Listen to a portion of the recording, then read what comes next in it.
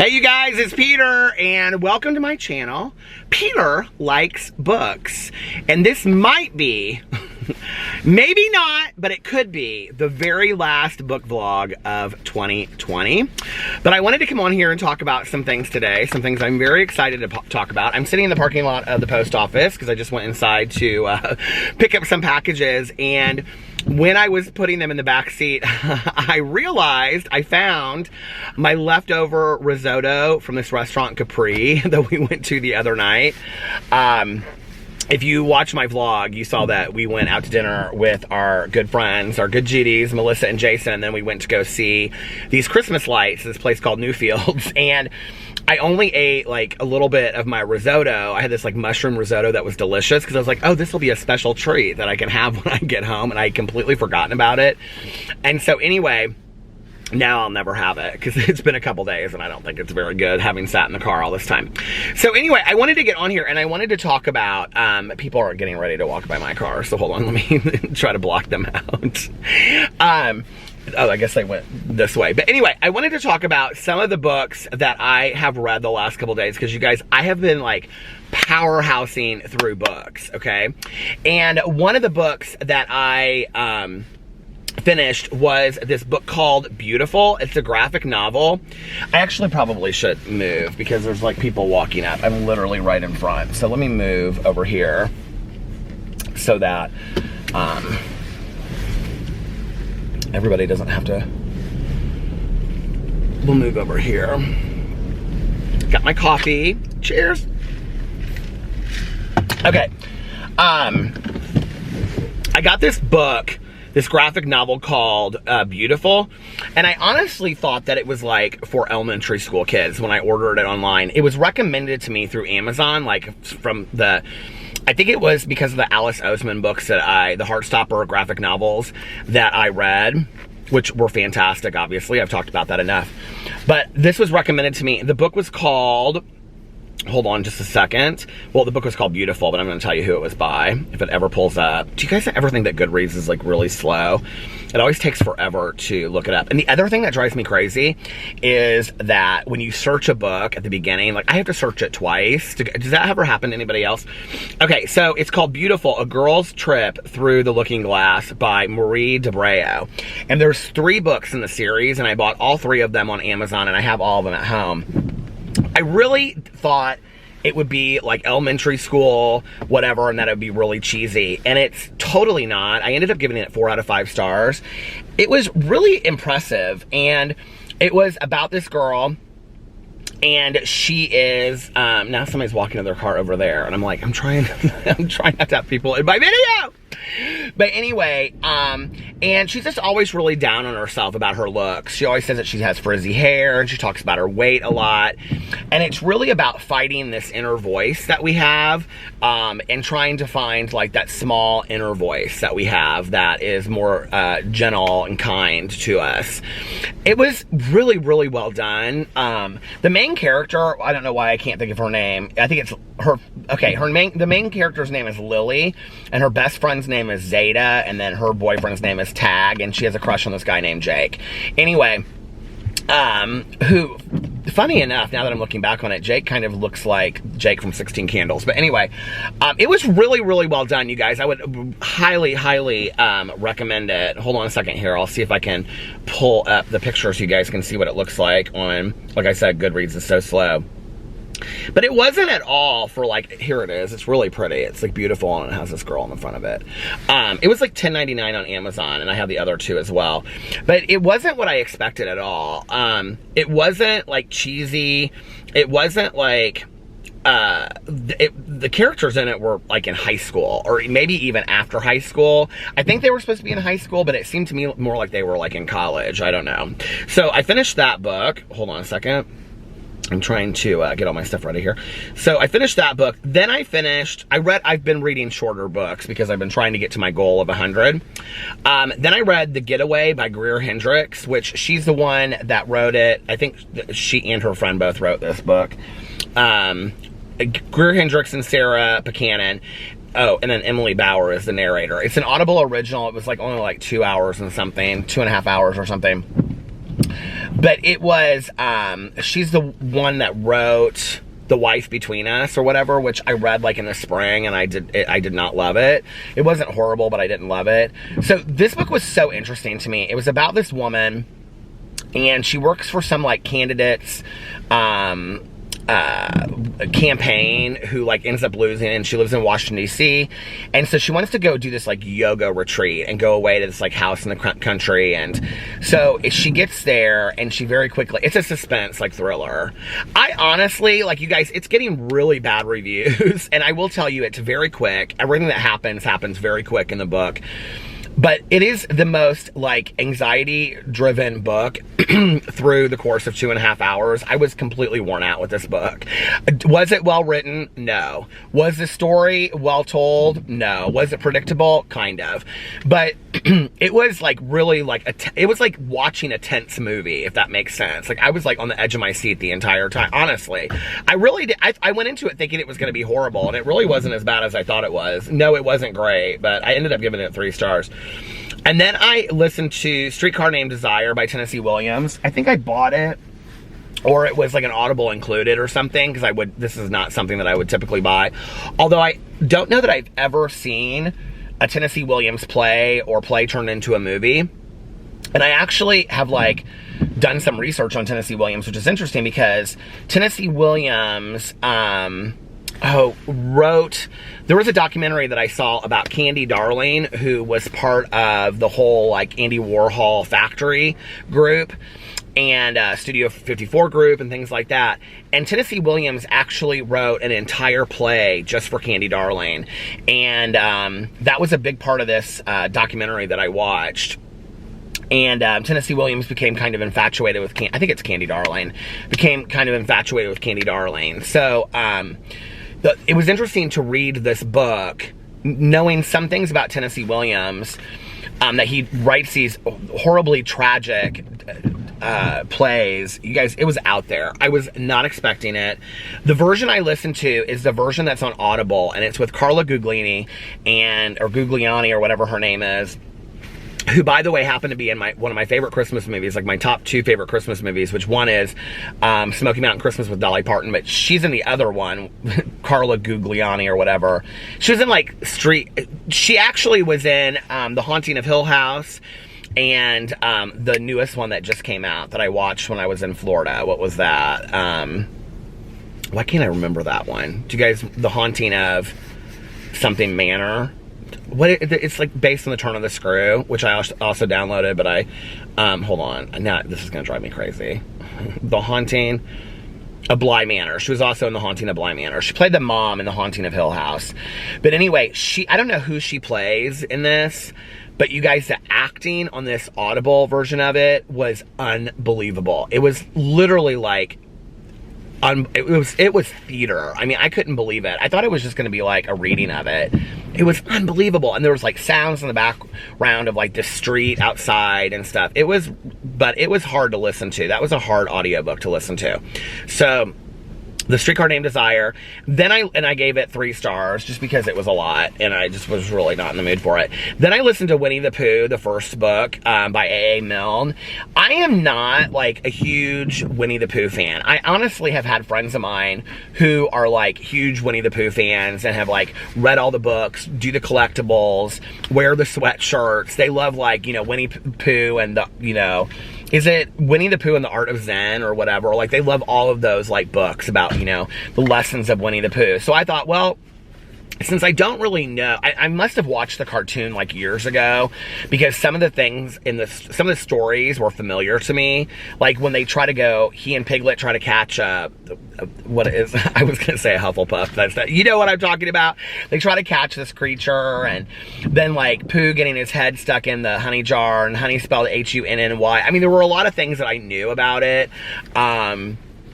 but now I know the story of like Kanga and Rue. And anyway, I'm glad that I went in and actually read the book, because I know now like the basis for Winnie the Pooh, like the stories and everything, which I didn't know before. So I'm really glad that I read that. And then I read the Chimes by Charles Dickens. Well, I'm actually going back and how I ordered. Oh, the A.A. Milne, Winnie the Pooh, I gave 3 stars. It was okay. I mean, I wasn't going to give it 4 or 5 stars. I know people are like, oh my God, I can't believe you gave Winnie the Pooh 5 stars. It was okay. It wasn't just the greatest thing in the entire world. I will tell you the audible narration was fantastic though. And then I listened to the Chimes by Charles Dickens, and it got 2 stars just because it's Charles Dickens, okay? I don't know that I even understood this book. I think it was trying to be, I think it came after A Christmas Carol, and I think it was very much trying to be that kind of thing again. This guy learning this lesson as he was, it reminded me more of, Thornton Wilder's Our Town. It kind of reminded me of that a little bit. Of this guy that like loses, his name was Toby, and he like lost, this I think was also an Audible included. Or I don't know, it was because it was short, but maybe I bought it on sale or something. I bought like 14 books on sale. But it was about this guy named Toby, and he basically was very poor and had lost everything, and it was like him appreciating everything that he had in life again, and it was all told to the background of like these chimes of these bells that would go off. I did not love it, you guys. Okay, then I read Bloom by Kevin Panetta. It's actually by 2 people, so hold on a second. It was a graphic novel. I think it was nominated for Goodreads this year. Kevin Panetta and Savannah Gonachu, who is the illustrator. You guys, it was fantastic. I loved it. I ended up giving it 5 stars. It reminded me of the Alice Oseman graphic novels, but the story is so completely different. It's about this kid who's, at the beginning of it, his sister gets married, and I think he's like, I feel like he's a couple years out from high school, and his parents run this bakery, and I think it's like in Alabama. I can't really tell. And it feels very European when you're reading it, which is kind of, it's weird, because his parents are Greek, and this guy that like comes to the town, his name is Hector, and I don't know, it felt very European reading it, but it takes place like in Alabama or Georgia or something like that. And so his parents want him to work at this bakery that they've had all their life and help them with it and stuff like that. And so he does, begrudgingly, and then this guy comes to work at the bakery named Hector, who he becomes friends with, and it's kind of like their relationship, development of their relationship, and like friends, and how friends come in the way of that, and, you know, friends sometimes don't want you with certain people, and be friends with certain people. It's really good, you guys. Like, I was blown away. I didn't really know what to expect of it, because when I read the synopsis, like, the synopsis is just like this, it's about this kid's dad. Now that high school's over, Ari is dying to move to the big city with his ultra hip band if he can just persuade his dad to let him quit his job at their struggling family bakery. Though he loved working there as a kid, Ari cannot fathom a life wasting away over rising dough and hot ovens. But while interviewing candidates for his replacement, Ari meets Hector, and it goes in this whole thing. But when I read something about it, it was mostly about his dad. So I don't know. And then I read, I think I may have talked about this already, but Dear Martin by Nick Stone. You guys, this book, here, I'm going to read you the synopsis. This book is probably one of the most important books I read of 2020, and I was just blown away. It's raw, captivating, and undeniably real. Nick Stone joins industry giants Jason Reynolds and Walter Dean Meyer as she boldly tackles American race relations. Oh, I didn't know. Okay. Interestingly enough, tackles American race relations in the stunning debut. Justice McAllister is top of his class and set for the Ivy League, but none of that matters to the police officer who just put him in handcuffs. And despite leaving his rough neighborhood behind, he can't escape the scorn of his former peers or the ridicule of his new classmates. Justice looks to the teachings of Dr. Martin Luther King for answers, but do they hold up anymore? He starts a journal to Dr. King to find out. Then comes the day Justice goes driving with his best friend Manny, windows rolled down, music turned up, way up, sparking the fury of a white then comes the day Justice I need my reading glasses. Then comes the day Justice goes driving with his best friend Manny. Windows rolled down, music turned up, way up, sparking the fury of a white off-duty cop beside them. Words fly, shots are fired, Justice and Manny are caught in the crosshairs. In the media fallout, it's Justin who is under attack. You guys, it is like, It is 4.37 out of 5 stars, and it deserves it. It's fantastic. Nick Stone has written a lot of books, too. I was kind of surprised. Nick Stone was born and raised in a suburb. I think in a previous video I said I wasn't aware that it was a female author, and now I feel bad about that. Nick Stone was born and raised in a suburb of Atlanta, Georgia, and the only thing she loves more than an adventure is a good story about one. After graduating from Spelman College, she worked extensively in teen mentoring and lived in Israel for a few years before returning to the U.S. to write full-time. Growing up with a wide range of cultures, religions, and backgrounds, Stone strives to bring these diverse voices and stories to her work. Stone lives in Atlanta with her husband and 2 sons. You can find her on Twitter and Instagram at Get Nick Read on her website, nickstone.info. You guys, it was fantastic. And I want to read, so there's a character in the book named Quan, and it's Manny's cousin. And the other book the next book in the series that she wrote is called Dear Justice, and it's about Quan's story, and I want to read that. So those are the books that I read. Mistletoe Promise, too, I also read by, hold on a second, what's his name? I can never remember this author's name, I don't know why. It's loading, you guys.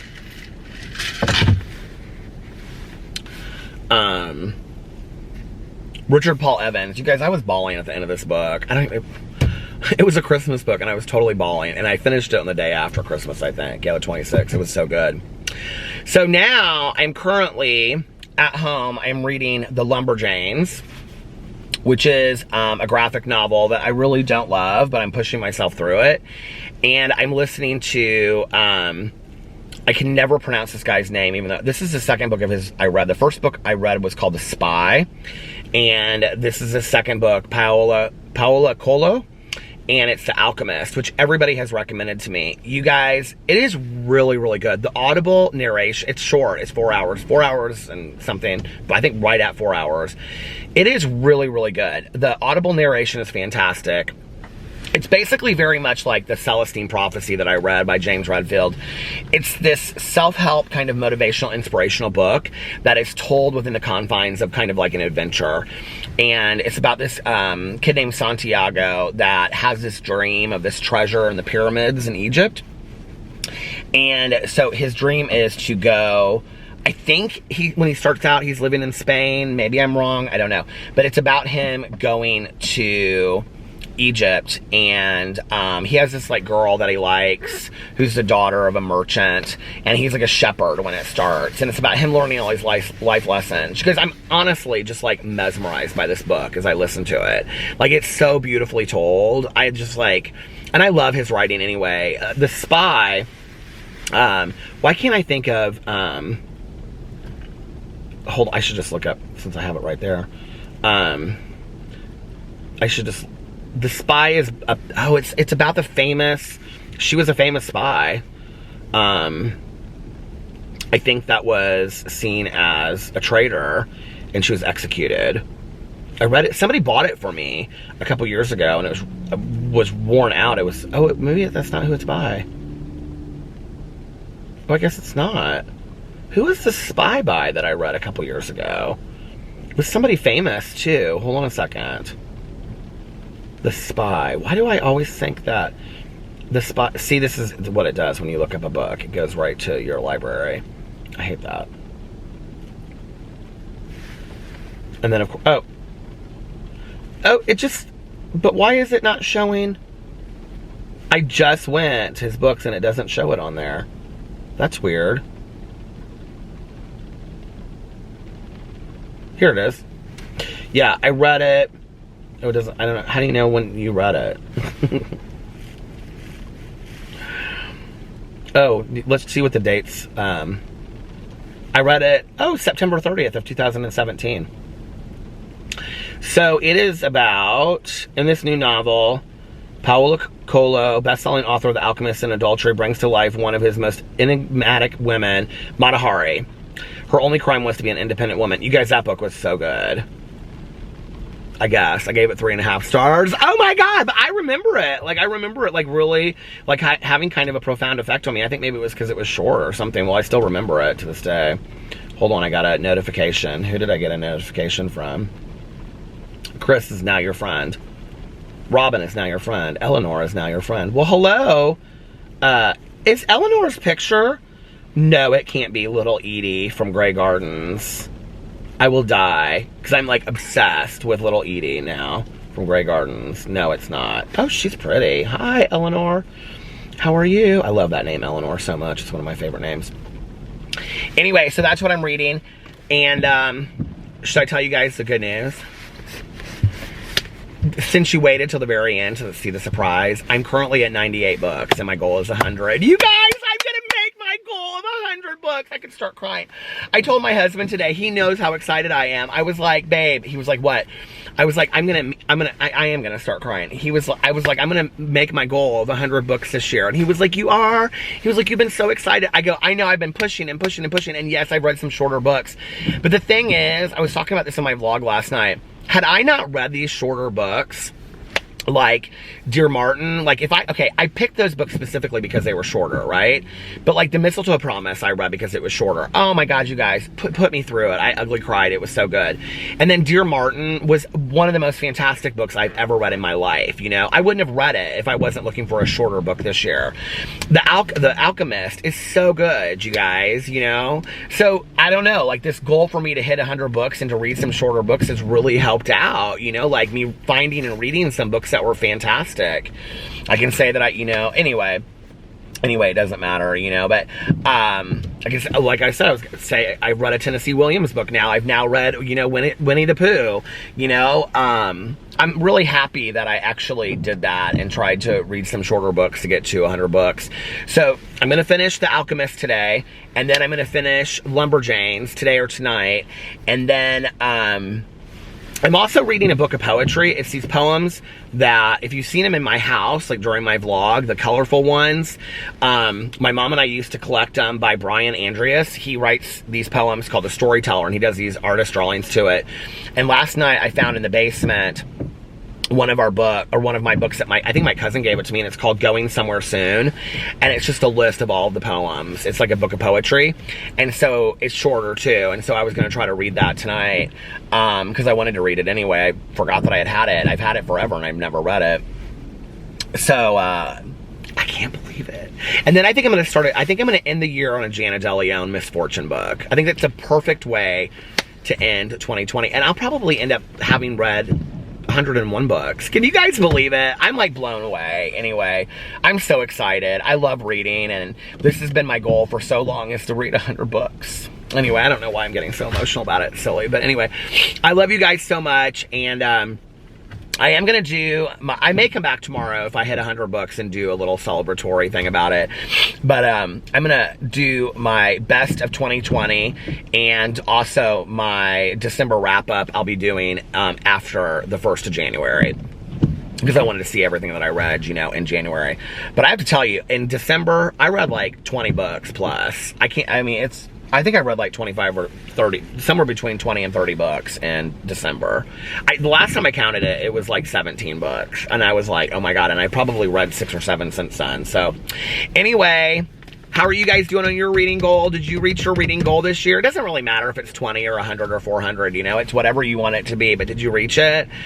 If not, there's always next year. So, and next year my goal will be 101 books. I love you guys so much, and I will see you either tomorrow, or if I don't come back tomorrow and make another booktube video, because I'll be running around doing stuff for New Year's. If I don't make a booktube video tomorrow, then Happy New Year. I love you guys. Thank you for sticking with me during 2020, and here's to 2021. I love you guys, and I'll see you then. Bye.